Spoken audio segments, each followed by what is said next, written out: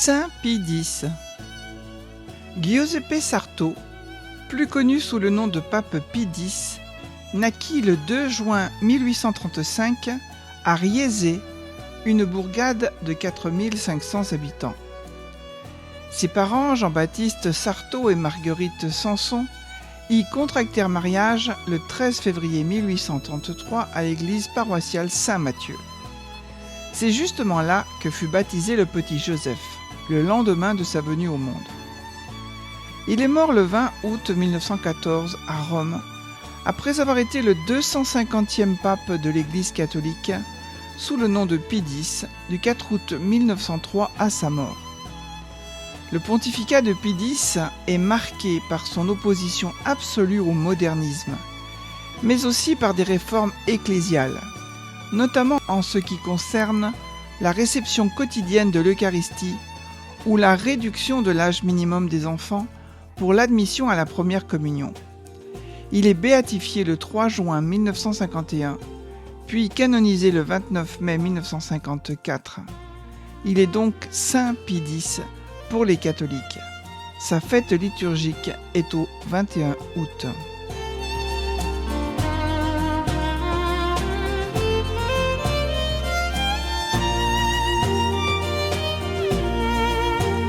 Jeunesse et itinéraire pastoral. Il est né dans une famille très modeste. Son père, Giovanni Battista Sarto, 1792-1852, est facteur rural de Riese. Sa mère, Marguerite Sanson, 1813-1894, est couturière. Épouse et mère exemplaire, Marguerite s'efforçait d'inculquer à ses enfants les vertus chrétiennes qu'elle avait elle-même héritées de ses parents. Deuxième d'une famille de 10 enfants, c'est dans cet esprit que le petit Joseph grandissait. Souvent, il allait prier au sanctuaire de Sandrolé, à 1 kilomètre de Riese, car déjà très jeune, il avait une dévotion toute spéciale pour la Sainte Vierge. Jamais il ne manquait le catéchisme ni la messe. C'était pour lui une joie d'assister aux offices et de servir à l'autel comme enfant de chœur. À la maison, il se plaisait à construire avec ses frères de petits autels où, avec une simplicité enfantine, il s'exerçait aux cérémonies de l'Église. Ces actes de piété naïve déposaient dans son cœur les premiers germes de cette vocation qui, un jour, devait faire de lui le saint pape que nous connaissons. Ce goût prononcé pour le catéchisme et la messe ne manqua pas d'attirer l'attention de Don Fuzzarini, le curé qui l'avait baptisé. Quand il eut terminé avec succès ses études élémentaires, il apprit le latin et fréquenta comme externe, de 1846 à 1850, le collège de Castelfranco, à 7 km de Riese, pour des études secondaires. Sur ces entrefaites, Joseph reçut la confirmation le 1er décembre 1845 dans la cathédrale d'Asolo et la première communion le 6 avril 1847. Été comme hiver, il parcourait à pied 2 fois par jour la route qui le conduisait de chez lui au collège, avec un morceau de pain dans la poche pour son repas. Excellent élève, il était toujours le premier. Après un brillant succès aux examens, le jeune garçon voulait entrer au séminaire car il se sentait appelé par le sacerdoce. Ses parents n'étaient pas en état de faire des frais pour payer les études de leur fils. Les maigres revenus de ses parents suffisaient à peine à faire vivre la nombreuse famille, et il était impossible de s'engager dans des frais supplémentaires. À Riese, tout le monde connaissait la situation très modeste de la famille Sarto. Bien que reçus gratuitement au séminaire pour ce qui regarde la pension, les parents devaient faire face aux frais d'habillement, aux achats de livres et de tout ce qu'il faut à un élève de grand séminaire. Quelques familles qui estimaient et aimaient le jeune Sarto lui fournissaient un peu d'argent pour ses dépenses. Le 4 mai 1852, un grand malheur vint troubler la joie de Joseph Sarto, la mort de son père, qui, du coup, plongea la famille dans une situation économique plus que dramatique. En cette douloureuse circonstance, Don Fuzzarini, l'archiprêtre, fut vraiment son ange consolateur. Il assura à son père mourant qu'il continuerait à aider son fils Joseph dans ses études et ne cesserait de soulager les misères de la famille. Ainsi, le jeune séminariste se remit entre les mains de Dieu et se résigna à sa volonté divine en esprit de sacrifice. Les prières et la confiance en la divine providence apportèrent consolation à la famille. Le patriarche de Venise disposait de plusieurs bourses d'études pour le séminaire de Padoue en faveur des jeunes gens qui souhaitaient aspirer au sacerdoce. Le cardinal Jacopo Monico, originaire de Riese, fut informé par un curé du cas difficile de la famille Sarto et très volontiers on lui attribua l'une de ces bourses.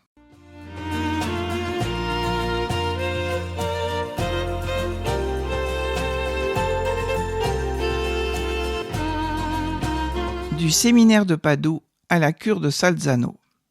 Le jeune Joseph entra à 15 ans, à l'automne 1850, au séminaire et il y resta pendant 8 ans. Ses supérieurs avaient gardé de lui un très bon souvenir. Il devient bien vite pour ses condisciples un modèle d'humilité et de simplicité, vertu qu'il sut toujours allier à une grande fermeté de caractère. Maître et élève appréciaient son intelligence, mais lui n'en tirait pas vanité et ne cherchait pas à paraître. Son attention était aussi tournée vers la musique et vers le chant d'église, si bien que ses supérieurs firent de lui le maître de chapelle du séminaire.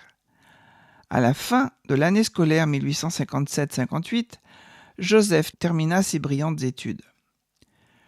Le 18 septembre 1858, Joseph fut ordonné prêtre à l'âge de 23 ans. L'ordination se fit à la cathédrale de Castelfranco et le lendemain, assisté par le curé de Riese, il put chanter, avec une grande dévotion, sa première messe, là même où il fut baptisé. Peu après, il fut nommé vicaire à Tombolo. Au mois de mai 1867, alors âgé de 32 ans, il fut nommé archiprêtre de Salzano, où il restera pendant 9 ans. Ses revenus étaient un peu plus importants, mais il servait aux pauvres et aux malades. Il pensait à tous, excepté à lui-même. Heureux seulement quand il pouvait faire du bien au prochain. En 9 ans, il gagna les cœurs des paroissiens par sa parole, par ses actes et l'exemple d'une vie sainte. De chanoine et évêque de Trévise au cardinalat et au patriarcat de Venise. Trévise est située à 30 km de Venise. En 1875, 3 stalles de chanoines se trouvèrent vacantes à la cathédrale de Trévise. L'évêque songea donc à l'archiprêtre Sarto, dont il appréciait les éminentes qualités d'esprit et de cœur. En apprenant que l'évêque voulait le nommer chanoine, il demanda à être dispensé de cette charge, mais en vain. C'est donc le 21 juillet 1875 qu'il se rendit à la cathédrale de Trévise pour prendre possession de son canonicat. Joseph a alors 40 ans. À Trévise aussi, Monseigneur Sarto distribuait en aumône une bonne partie de ses revenus. Il voulait que personne ne le sût selon le mot de l'Évangile, que votre main gauche ignore ce que fait votre main droite, Matthieu 6, 3. Mais il avait beau agir dans le secret, on sut bientôt qu'il venait en aide aux séminaristes pauvres, qu'il payait aux uns la soutane, aux autres le chapeau, et à beaucoup des livres. Autant il était charitable pour les autres, autant par contre il était sévère pour lui-même. Il se souciait peu de ses vêtements ou de ses chaussures. Quel bel exemple de charité pour son prochain. Après la mort de Monseigneur Zinelli, survenue le 24 novembre 1879, Joseph eut la charge de gouverner le diocèse de Trévise du 27 novembre 1879 au 23 juin 1880. Ce peu de temps lui suffit pour faire beaucoup. Il prêchait plus qu'à l'ordinaire, redressait les mauvaises habitudes, introduisait les réformes que les constitutions apostoliques permettent aux vicaires capitulaires.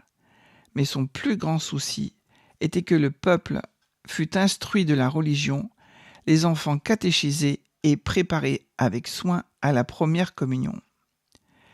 Les multiples mérites de cet homme de Dieu, ses vertus remarquables, sa sainteté de vie, son zèle pour le salut des âmes, sa compétence à gouverner le diocèse de Trévise étaient choses bien connues du pape Léon XIII, qui voulait lui témoigner sa confiance et qui le nomma à l'évêché de Mantoue.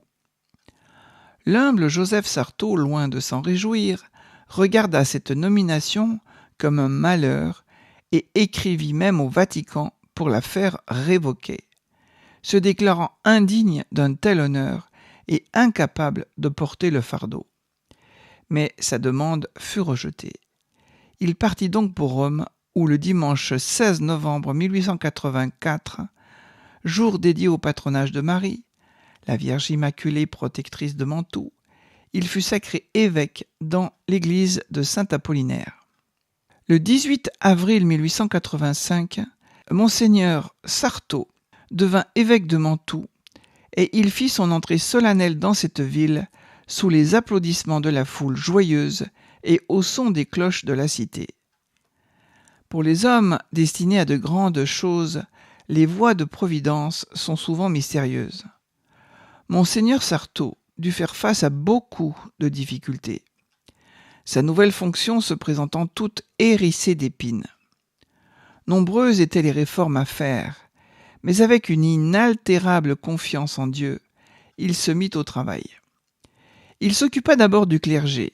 Afin de relancer les vocations, il demanda que chacun, selon son pouvoir, vînt en aide aux séminaristes, de qui dépendait tout espoir d'un avenir meilleur pour le diocèse. Monseigneur Sarto eut particulièrement à cœur de former les séminaristes à l'esprit sacerdotal, au zèle pour le salut des âmes, jusqu'au sacrifice de soi-même. Pour chaque jeune homme qui souhaite entrer au séminaire, il voulait savoir si celui-ci avait la vocation, s'il était pieux, s'il fréquentait les sacrements, s'il priait. Bref, il souhaitait de vrais futurs prêtres pour l'Église. Face au laisser-aller qu'il y avait déjà à cette époque-là dans certaines paroisses, il décida la tenue d'un synode diocésain, au terme duquel on édita certaines prescriptions relatives à l'instruction religieuse du peuple. Explication chaque dimanche de l'Évangile, mieux préparer les enfants à la première communion, création de cercles et associations catholiques de jeunes gens pour les tenir éloignés des dangers, réorganisation des confréries. On peut considérer ce synode comme le point de départ de la restauration morale et religieuse de tout le diocèse de Mantoue. À la suite du décès du cardinal patriarche de Venise, Dominique Agostini, le pape Léon XIII nommait Joseph Sarto pour lui succéder. Une fois de plus, il demanda à être dispensé de ses fonctions, mais en vain, et se soumit à la volonté de Dieu. En octobre de cette année 1892, il alla revoir sa mère bien-aimée et sa ville natale, et baptisa grand nombre d'enfants. Hélas, ce fut la dernière fois qu'il embrassa sa chère maman. Celle-ci rendit sa belle âme à Dieu en février de l'année suivante. La perte de sa mère lui causa une grande douleur. Le 25 novembre 1894, il officia pontificalement pour la première fois dans la basilique Saint-Marc à Venise. Le nouveau patriarche recevait chaque jour quiconque avait besoin de lui et administrait le sacrement de confirmation. Né pauvre lui-même, il vécut toujours pauvre d'esprit, plein de pitié pour les souffrances des malheureux. Aussi était-il toujours prêt à secourir ceux d'entre eux qui s'adressaient à lui. On peut dire que personne ne frappa vainement à sa porte sans avoir été secouru. Souvent, il visitait les hôpitaux, les hospices d'aliénés et les prisons. Le zèle et l'activité du cardinal Sarto n'avaient pas de bornes quand il s'agissait de soulager les misères humaines de toutes sortes.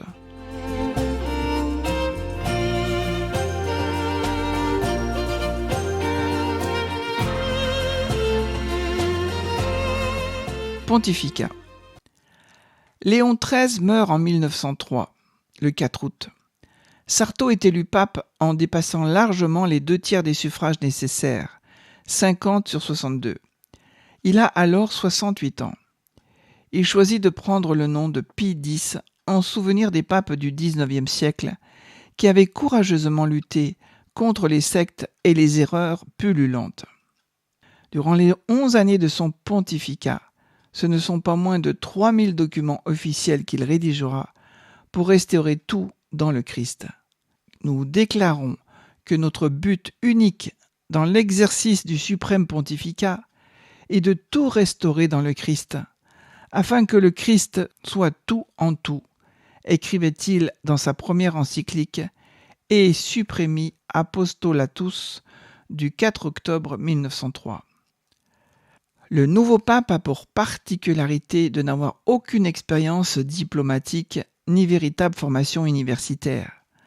Il s'entoure alors de personnalités comme le cardinal Rafael Méry del Val, espagnol de 38 ans, et directeur de l'Académie des nobles ecclésiastiques, dont Pie X fait son secrétaire d'État. Issu d'un milieu populaire et voulant continuer de vivre dans la simplicité, Pie X fait aménager au Vatican un appartement d'une grande austérité. Conservateur, le nouveau pape s'écarte de la conception conciliatrice de son prédécesseur et affiche tout de suite une politique conservatrice. En matière administrative, il se montrait pourtant réformateur. Il confie à Pietro Caspari une refonte du droit canonique qui aboutit à la promulgation du Code du droit canonique de 1917. Il publie le Catéchisme de la doctrine chrétienne, aujourd'hui appelé Catéchisme de Pie X. Ce catéchisme a fait l'objet d'un éloge pontifical public de Benoît XVI lors de l'audience générale du 18 août 2010. Sur le plan financier, il réunit les revenus du denier de Saint-Pierre et ceux du patrimoine du Vatican, puis fait acheter de nouveaux bâtiments. Il réforme l'organisation de la curie romaine par la constitution Sapientii Concilio du 29 juin 1908, supprimant des dicastères devenus inutiles. Le pape Pie X réglementa aussi la prédication et l'enseignement du catéchisme, rappelant aux curés leur devoir d'instruire le peuple des vérités de la religion. Il voulut que chaque dimanche et à chaque fête de l'année, ils expliquent le texte du catéchisme du Concile de Trente. Le 20 décembre 1905, il publia le décret Sacra Tridentina Synodus, où il exhortait à la communion fréquente et quotidienne tous les fidèles ayant atteint l'âge de raison. Cette sollicitude du Saint-Père à rappeler tous les fidèles à la communion fréquente et quotidienne produisit partout une bonne impression. Les prêtres rivalisèrent de zèle pour répandre cette sainte pratique et les fidèles répondirent avec empressement à l'appel du souverain pontife. Ce fut un véritable réveil universel de la dévotion à l'Eucharistie. Constatant qu'un peu partout on retardait d'une façon abusive l'acte solennel de la première communion, il décida que celle-ci se ferait désormais à l'âge de 7 ans, avec le décret Singulari Quandam du 8 août 1910. Pie X demanda que les enfants fassent leur première communion dès l'âge de 7 ans, ce qui aboutit en pratique à une inversion de l'ordre traditionnel des sacrements, en plaçant la communion avant la confirmation. Rite de passage important du début de l'adolescence. L'ancienne première communion, qui se célébrait vers 12 ans, est alors maintenue en France en se transformant en cérémonie de profession de foi ou communion solennelle. Antimodernisme, le vengeur de la foi. Déjà à l'époque, des théories nouvelles menaçaient l'Église. Certains éprouvaient la démangeaison de réformer les doctrines catholiques en les remplaçant par d'autres mieux adaptées aux conditions des temps modernes. Comme si les dogmes catholiques devaient changer avec les idées des hommes, et comme si c'était à la religion de s'adapter aux hommes et non le contraire. Dieu devrait-il être au service de l'homme ? Penser cela serait faire de l'homme un dieu dont Dieu serait son esclave. Hérésie aujourd'hui largement répandue par la doctrine progressiste. Les modernistes, donc, commençaient à s'infiltrer un peu partout. Pie X s'en inquiéta pour le salut des âmes et pour la doctrine même de l'Église. Le 8 septembre 1907, il publia son admirable encyclique Pascendi Dominici Gregis contre le modernisme. La question française. Le pape, en sa qualité de vicaire de Jésus-Christ sur la terre et défenseur de l'Église, a pour rôle de maintenir intacte la foi et la doctrine catholique. À peine monté sur le trône pontifical, Pie X se mit courageusement à l'œuvre et commença par revendiquer la pleine liberté du Sacré Collège dans l'élection du souverain pontife. Un peu plus d'1 an après son élection, Pie X dut faire face à l'injuste loi française de séparation de l'Église et de l'État, votée par le Parlement le 9 décembre 1905. Les effets de cette loi se firent sentir aussitôt. Spoliation des biens du clergé, persécution contre les institutions de bienfaisance, dissolution des congrégations religieuses, attaques sans merci contre les sœurs des hôpitaux, des écoles, des orphelinats et des asiles d'aliénés. Pourtant, combien de services n'avaient-elles pas rendus à la France ces sœurs, qui pour s'occuper des handicapés, des orphelins, des enfants ou des malades, avaient quitté parents, amis, richesses, honneur, et tout ce que leur offrait le monde. C'est dans ce contexte que Pie X protesta énergiquement par l'encyclique Véhémentaire. Le pape condamna solennellement la loi de séparation. Puis près d'1 an plus tard, il condamna dans son encyclique, une fois encore, la persécution contre l'Église en France. L'Église du Portugal fut elle aussi persécutée, d'une manière plus violente et plus barbare que l'avait été celle de France. Là encore, Pie X se conduisit comme il s'était conduit pour la France. L'encyclique Iam Dundum in Lusitania du 24 mai 1911 condamna les lois de persécution et renouvela l'appel à l'union et à la persévérance dans la foi catholique. Ainsi, une seconde fois, le pape Pie X, avec une charité évangélique, vint au secours des victimes de la persécution, accueillant par la même occasion au Vatican les prêtres et évêques portugais.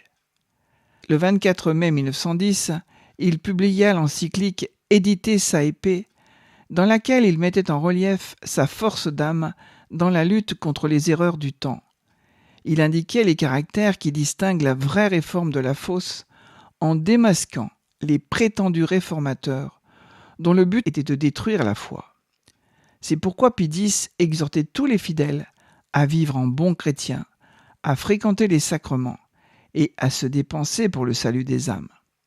Il eut également à protester contre les vexations des Indiens au Pérou et les autres pays voisins. Il le fit par la lettre Lamentabili du 7 juin 1912 aux évêques de l'Amérique latine. Les incroyants eux-mêmes ne purent s'empêcher d'admirer l'œuvre de Pie X. C'est ainsi que le 24 juin 1914, la Serbie conclut un concordat au terme duquel les catholiques de ce pays jouiraient désormais d'une pleine liberté dans l'exercice du culte et un séminaire ouvrit à Belgrade. Relation avec le royaume d'Italie. À l'instar de ses prédécesseurs, Pie IX et Léon XIII, Pie X maintient sa position de prisonnier du Vatican, né de la prise de Rome par les forces armées du royaume d'Italie le 20 septembre 1870. Le liturgiste. Le seul chant liturgique adopté par l'Église fut celui auquel saint Grégoire le Grand a donné son nom. À côté du chant grégorien, l'Église admit aussi la musique polyphonique que le génie classique de Palestrina et de quelques autres compositeurs porta à son apogée au XVIe siècle. Toutefois, ça et là, les compositions profanes et théâtrales prenaient le pas sur le chant grégorien, qui par ailleurs commençait à être dénaturé par les liturgistes. Dans son encyclique Motu Proprio du 22 novembre 1903, le pape Pie X s'élevait avec force contre cette profanation. Il créa une commission spécialement chargée de rétablir dans sa beauté primitive le chant liturgique et fonda l'école supérieure de musique sacrée. À ces réformes nécessaires, il se devait d'y ajouter celle du bréviaire et du missel.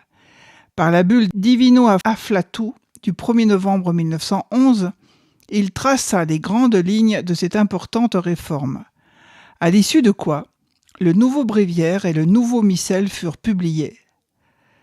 Comme chacun le sait, les saints et les bienheureux sont nos intercesseurs auprès de Dieu. Nous recourons à eux pour obtenir les grâces dont nous avons besoin.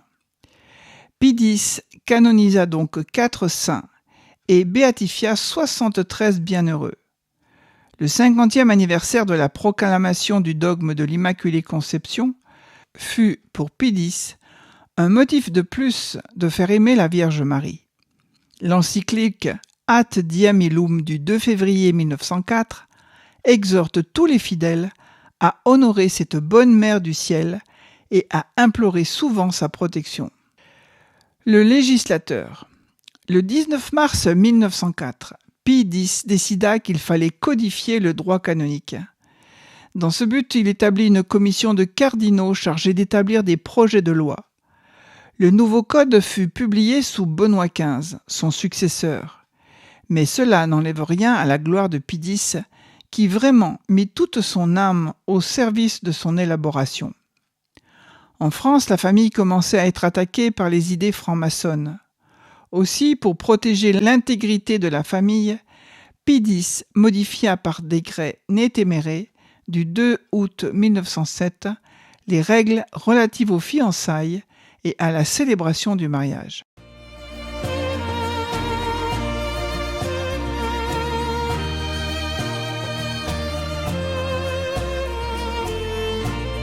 Dernières années.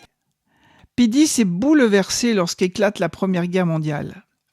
L'influence papale resta faible face à la montée des passions nationalistes. On ne saurait dire la souffrance de Pie X à la pensée de l'affreuse tuerie sur les champs de bataille. L'ardente prière pour la paix qu'il envoya à tous les catholiques du monde le 2 août 1914 fut l'expression la plus émouvante de sa douleur. Une bronchite avait affaibli sa robuste constitution, mais surtout la vision de cette horrible guerre de jour en jour plus sanglante l'avait abattu. L'auguste malade passait ses journées et ses nuits à prier pour le retour de la paix. Cependant, son état de santé empirait. Le 19 août 1914, le prélat sacristé lui administra les derniers sacrements qu'il reçut avec beaucoup de piété. Il avait perdu déjà l'usage de la parole, mais il gardait sa lucidité et comprenait tout. À 1h15 du matin, donc dans la nuit du 19 au 20, le Saint-Pape rendait son âme à Dieu, à 79 ans, causant une grande émotion chez les fidèles auprès desquels il était très populaire. Pie X devint le premier pape canonisé depuis le XVIe siècle. Après sa mort, la dévotion envers Pie X ne cessa pas. Sa cause est ouverte dès le 24 février 1923 et on érige à Saint-Pierre de Rome un monument en sa mémoire pour le 20e anniversaire de son accession au pontificat. Devant l'afflux des pèlerins venus prier sur sa tombe dans la crypte de la basilique Saint-Pierre, on fait sceller une croix de métal sur le sol de la basilique afin que les pèlerins puissent s'agenouiller juste au-dessus de son tombeau. Des messes y sont dites jusqu'à l'avant-guerre. Le 19 août 1939, Pie XII prononce un discours à sa mémoire et le 12 février 1943, en pleine guerre, l'héroïcité de ses vertus est proclamée. Peu après, Pie X est déclaré serviteur de Dieu. La cérémonie de béatification de Pie X a lieu le 3 juin 1951 en la basilique Saint-Pierre.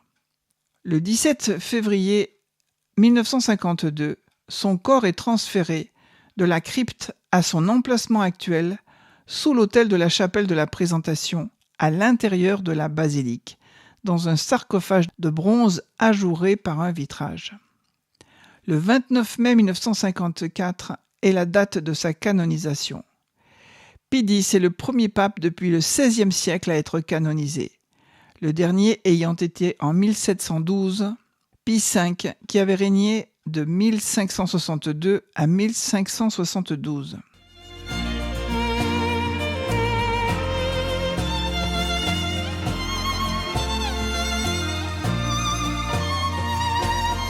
Extrait du discours du pape Pie XII lors de la canonisation de Saint Pie X. La sainteté qui se révèle comme inspiratrice et comme guide des entreprises de Pie X brille encore plus immédiatement dans ses actions quotidiennes. C'est en lui-même d'abord qu'il réalisa, avant de le réaliser dans les autres, le programme qu'il s'était fixé. Tout rassembler, tout ramener à l'unité dans le Christ. Comme humble curé, comme évêque, comme souverain pontife, il fut toujours persuadé que la sainteté à laquelle Dieu le destinait était la sainteté sacerdotale. Quelle sainteté peut en effet plaire davantage à Dieu de la part d'un prêtre de la loi nouvelle, sinon celle qui convient à un représentant du prêtre suprême et éternel, Jésus-Christ, lui qui laissa à l'Église le souvenir continuel, le renouvellement perpétuel du sacrifice de la croix dans la Sainte Messe, jusqu'à ce qu'il vienne pour le jugement final. Lui qui, par le sacrement de l'Eucharistie, se donna lui-même en nourriture aux âmes, qui mange de ce pain vivra éternellement. Prêtre avant tout dans le ministère eucharistique, voilà le portrait le plus fidèle de Saint Pie X. Servir comme prêtre le mystère de l'Eucharistie et accomplir le commandement du Seigneur, faites ceci en mémoire de moi, ce fut sa vie. Du jour de son ordination jusqu'à sa mort comme pontife, il ne connut pas d'autre sentier possible pour arriver à l'amour héroïque de Dieu et pour payer généreusement de retour le Rédempteur du monde qui, par le moyen de l'Eucharistie, a épanché en quelque sorte les richesses de son amour divin pour les hommes. Une des preuves les plus significatives de sa conscience sacerdotale fut l'ardeur avec laquelle il s'efforça de renouveler la dignité du culte et spécialement de vaincre les préjugés d'une pratique erronée en promouvant résolument la fréquentation quotidienne de la table du Seigneur par les fidèles et en y conduisant sans hésiter les enfants, qu'il souleva en quelque sorte dans ses bras pour les offrir aux embrassements du Dieu caché sur les autels. Par là, l'épouse du Christ vit s'épanouir un nouveau printemps de vie eucharistique. Grâce à la vision profonde qu'il avait de l'Église comme société, Pie X reconnut dans l'Eucharistie le pouvoir d'alimenter substantiellement sa vie intime et de l'élever bien haut, au-dessus de toutes les autres associations humaines. L'Eucharistie seule, en qui Dieu se donne à l'homme, peut fonder une vie de société digne de ses membres, cimentée par l'amour avant de l'être par l'autorité, riche en œuvres et tendant au perfectionnement des individus, c'est-à-dire une vie cachée en Dieu avec le Christ.